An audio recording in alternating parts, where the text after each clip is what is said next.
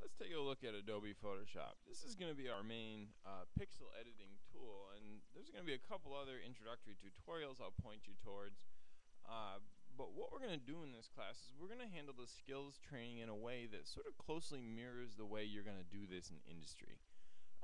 You know, if you get a job for a television company or a media company, generally they might give you a little bit of training, they might give you an in-session, but a lot of times really it is going to be on you to keep up with technology. And so if something new comes out, a new editor, a new 3D modeler, they're going to expect you to teach yourself how to do it.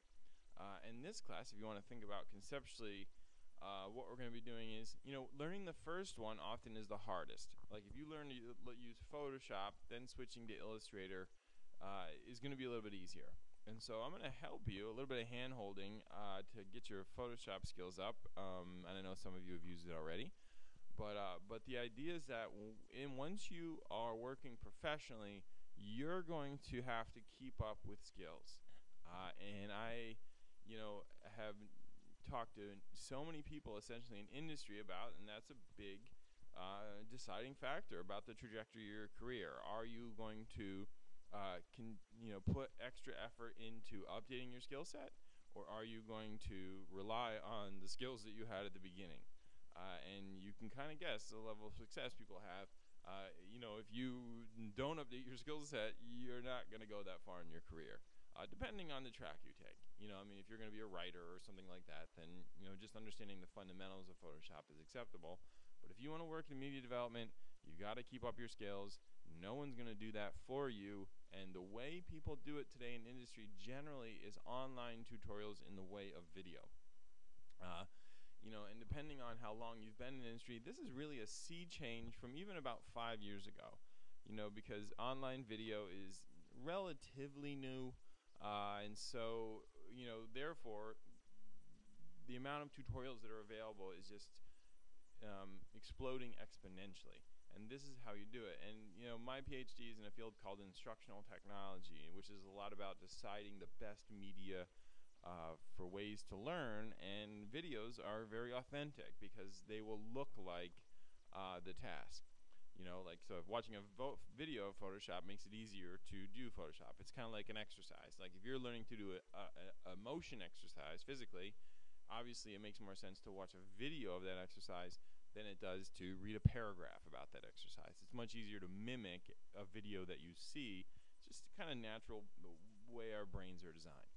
So enough blah, blah, blah. Let's take a look at Photoshop here. So I opened up this picture. This is a picture I took at the top of Whiteface Mountain. It's the tallest mountain on the East Coast. You can kind of see the clouds coming in here. I actually grew up, if you see over here, this is where I grew up. Actually, you can see far enough that you can kind of see where I live, not that you care. But let's talk about what we're seeing here. Okay, first off, this is the name of the image, Whiteface 01. If you can kind of see, I know the way it captures, the screen capture application I'm using isn't the best. But you can kind of see where my mouse is. It gives you the file name. And then another thing that's very significant here is the percentage. Okay, like I'm looking at this at 100%. And what people will do is they'll open up Photoshop, they see the picture like this, but they won't notice that this says something like 16%. All right, well, if that number is tiny, like if it says like 10%, that means that you're seeing it at 10% of the original size. The image is 10 times larger than what you're seeing.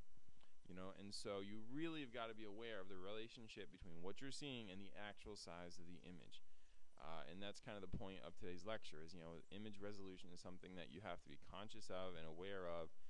So many people make doofy mistakes, like I'm just going to save the picture off of my Facebook account and use that. Well, you know, Facebook images are low quality. If you use a Facebook image in a print thing, it's going to look like garbage. All right, so resolution is something you really need to understand, really need to be aware of. And the percentage here is a good way to sort of indicate to yourself, what's the resolution? This isn't really that high of a resolution image because I'm seeing the whole thing. All right, so this little deal, important. To the left, these are your tools. If you're going to do something that requires you to click in the image, you're going to use a tool. All right, so anytime where you're trying to put paint on a part of the image, you're trying to select part of the image, like this person over here. I want just their head to be neon or something. Glowing edges. It's so awesome. No. But the idea is that, oh yeah, glowing edges, baby. It's neon. And so anyway, you can see that I had to select that part of the image. I used a tool. Or to scribble over here, I use a tool. Okay? And so these are our tools. And if you don't remember what the name is, you put your mouse over it and leave it there. It'll say, oh, there's the lasso tool, and to get to it, I could press the letter L on the keyboard. There is the eyedropper tool. I press the letter I on the keyboard. And so you can see that if I press V, it selects the move tool. If I press M, it selects the marquee tool. And if you don't know these, it's not a big deal. Just put your mouse over it, and it'll tell you what it is. So the tools are for manipulations that are happening inside the document. And down at the bottom, color selection, which we'll get into later on in this class. Right. The other thing you need to know about tools is as you select them, you'll see up at the top the options for that tool. All right, and we'll get into these later on. Selection is its whole separate animal, but just understand the tools are here. Those are for in-document manipulations. The options for the tool are up top. Okay, and even if you've used Photoshop, you know, there's a term I always use called formalizing operations. You know, like I was self-taught with Photoshop initially, and so I understood how things work. But you know, in some ways, and this might sound weird, but the sort of the internal mental language you use to classify parts of Photoshop really will help you problem solve. You know, like when you're saying, well, you know, I really want this lady to have bunny ears. Well, that's a manipulation in the document, so I know that's a tool. But at the same time, if I want the entire document to change, that's probably a pull-down menu. And like, for instance, the image pull-down menu is generally where you do full image manipulations, like auto contrast, and then that brightened it up. Okay, so again, here's our tools along the left. If you click, if it has this black bottom right-hand corner, that means you click and hold the mouse down on it to get the other tools underneath. There's too many tools. If they were to show you all of them, that would be confusing. So they group them underneath these tools. So like different eyedroppers, blah, blah, blah. Okay, so tools, options. The pull-down menus, file is pretty straightforward. Edit, there's some weird things about edit that I'll show you. Things like paste, in different ways you can paste stuff. All that kind of deal. There's actually some unusual things about file, like automate has some cool functionality in it. But file and edit are pretty straightforward. But you also, you know, like understanding how they design software sometimes will help you decode how it's used. They kind of put these things in level of importance. And so image, notice that's number 3 here after file and edit. And what's the top one there is mode. And this is that compression thing. You know, essentially it is how does the image handle colors. And so, for instance, there's indexed color, a form of compression I was talking about. RGB, which is generally the way you want to work with anything that's for a screen or going to be projected. CMYK, which is for print, and these are some photography ones down here, grayscale. And so, you know, image is full image manipulations generally. You know, like I want to rotate the whole thing. I want to change the contrast in the whole thing. Image. Okay. Layer. Okay, we'll get the layers later on in this class, but just understand that you can stack images on top of each other in the same document and then change the way they work. You know, like in the 1980s, they had these really corny high school photos where you know, you'd have a picture of you and then you'd have this sort of like floating version of your face over the right-hand corner or something. There'll be layers, you know, where you have multiple images combined together, you know, or in fashion, there's actually been a few scandals where they'll, you know, someone's head is on someone else's body. Generally, that's done with layers. Selection is hugely important.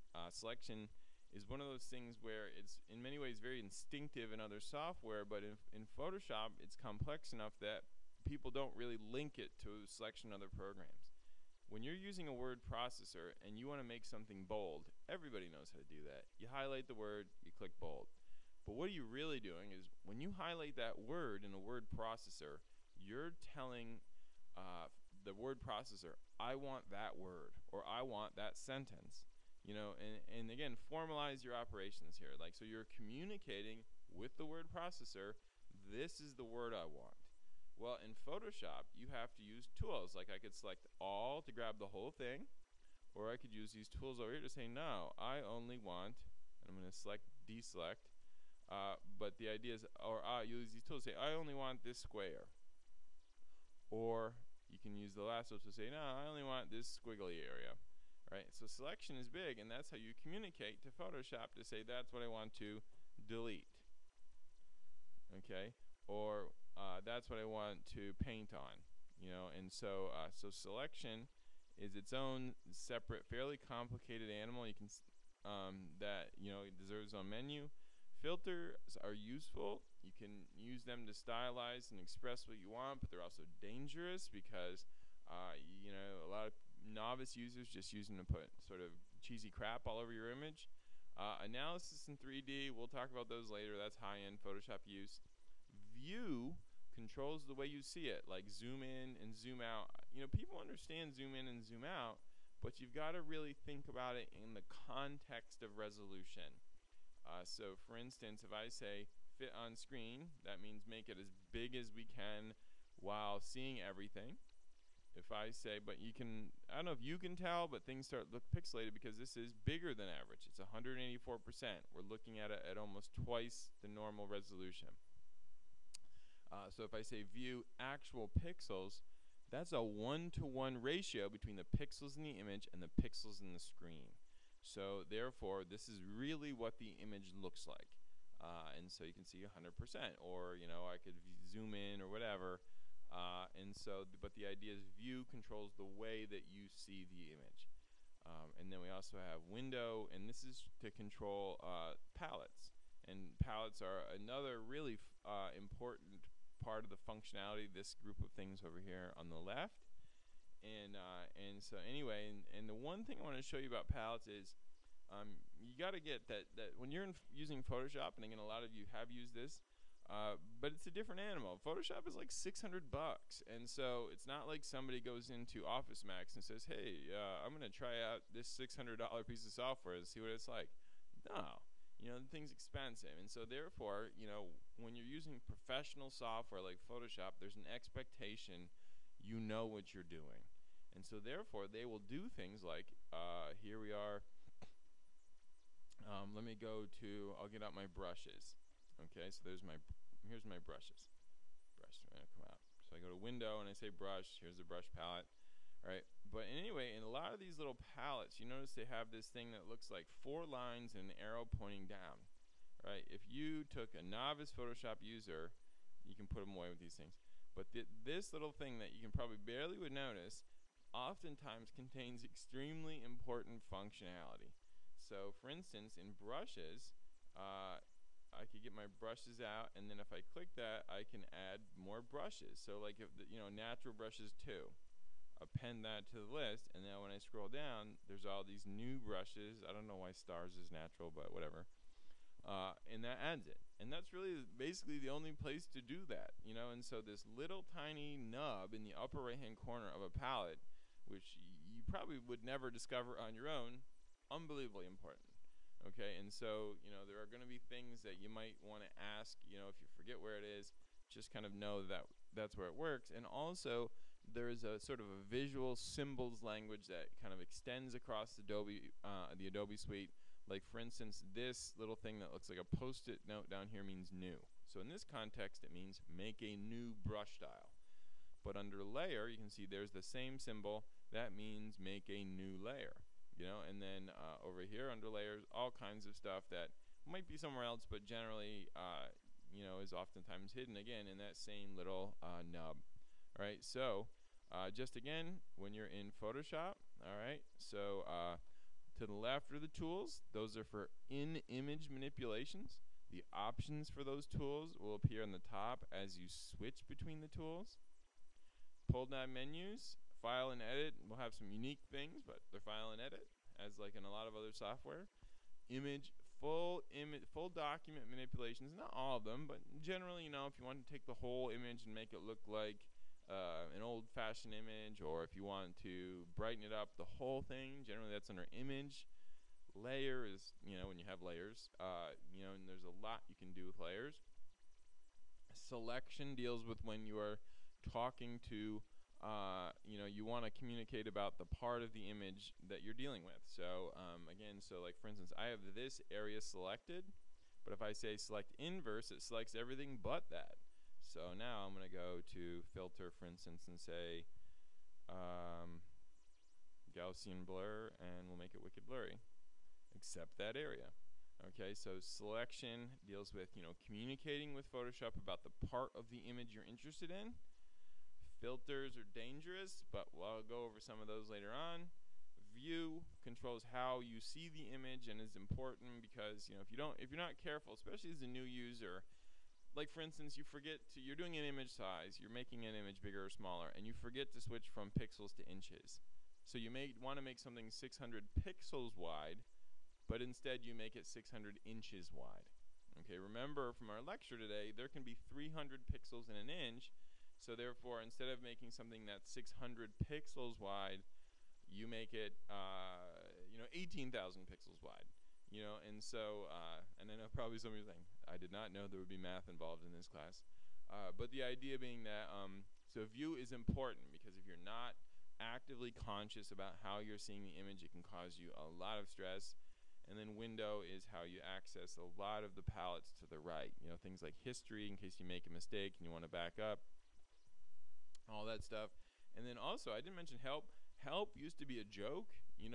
If you talk to some of your instructors who have been doing this for a little while, that was sort of a joke. Like the last possible place I would ever go if I needed help was help. That's changed. Okay, help now is decent. You can go there and sometimes it will help you figure it out. Not all the time, but oftentimes help is strangely useful.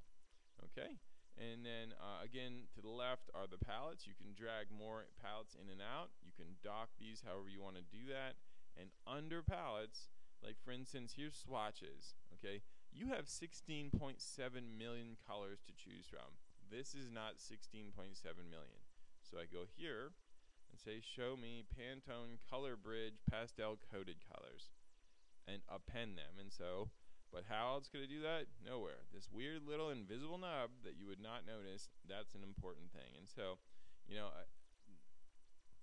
it's a real sensitive thing because, if you really just want to learn just how to use Photoshop, in some ways that's more appropriate for something like a trade school, or something like Full Sail.